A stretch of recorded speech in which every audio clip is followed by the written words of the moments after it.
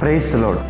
భూమి కంటే ఆకాశము ఎంత ఉన్నతముగా ఉన్నదో ఆయన యందు భయభక్తులు గలవారి ఎడల ఆయన కృప అంత అధికముగా ఉన్నది. హల్లెలూయా. ఫ్లైట్స్ అనేవి, ఏరోప్లేన్స్ అనేవి ఆకాశంలో ఒక హైట్లో ఎగురుతూ ఉంటాయి.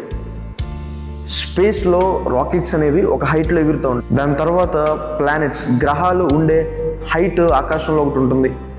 దాని తర్వాత ఆకాశము ఇంకెంత ఎత్తుగా ఉంటుందో లేదా ఎండ్ పాయింట్ ఏంటో ఎవరో కూడా చెప్పలేరండి. ఇంత టెక్నాలజీ పెరిగినా ఇప్పటివరకు ఎవరో చెప్పలేకపోయారండి. ఆ ఎత్తు అంత ఉన్నతంగా ఉందని, మనిషి ఆలోచనలకి అందనంత ఎత్తుగా ఉందని. ఇప్పుడు దేవుడు అంటే ఎవరైతే భయభక్తులు కలిగి ఉంటారో వారి మీద దేవుని కృప అంత అధికముగా ఉందని. మనం ఏమై ఉన్నామో అదంతా కూడా దేవుని కృప ఉందని. దేవుని కృప మనల్ని విడిచిపెట్టిన దేవుని కృప. యోబు జీవితంలో ఆయన అన్నీ పోగొట్టేసుకున్నా దేవుడు అంటే భయభక్తులు మాత్రం విడిచిపెట్టలేదని. అందుకే దేవుడు ఆయన్ని రెండింతలు అధికముగా ఆశీర్వదించాడని. ఈరోజు ఒక పదవిలో ఉన్నారా, లేమిలో ఉన్నారా, లేదు అనే పరిస్థితి మీ జీవితంలో ఉందా?